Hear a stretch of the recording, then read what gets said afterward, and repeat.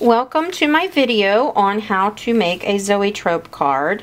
I'm going to be showing you how you're going to assemble your card so that you get this cool effect of movement as you pull on a string.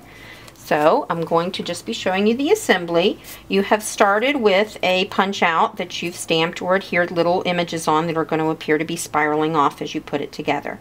So you're going to take that piece and you're going to be taking a piece of baker's twine that is about 2 feet long, and you're just going to be attaching that to the center of your punch out using a little piece of sticky strip. So let me just find the end of that here and pull it up.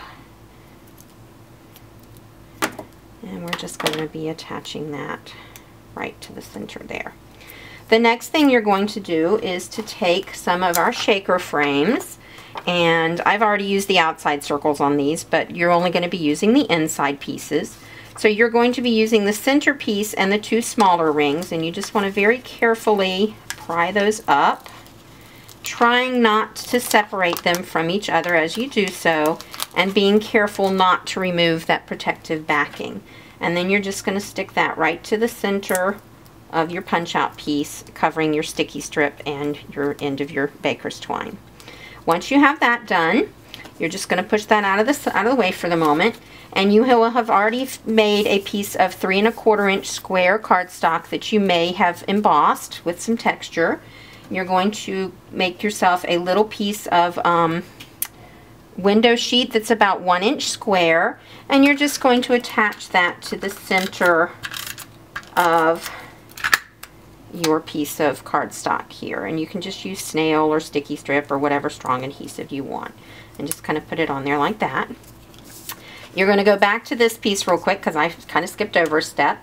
You are going to be cutting yourself a circle of window sheet that is 1 1/4 inches in diameter, and I found the easiest way to do that is to punch out a piece of cardstock with a 1 1/4 inch circle punch, place it on my window sheet and trace it with a Sharpie marker, and then I just hand cut it out following the Sharpie marker lines. It doesn't have to be perfectly circular because you are going to be hiding this anyway. So now you're going to peel off the backings here, and you are going to just push this down on top.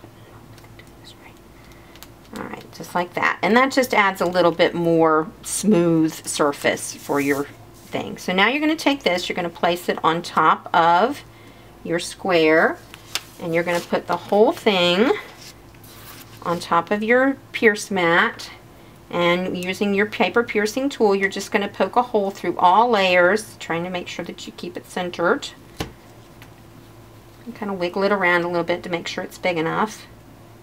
Come back up. Then you're going to take your brad, and you want to use a brad that has a nice long pair of prongs, and you're just going to stick that whole thing together and then secure it on the back with by bending your prongs flat.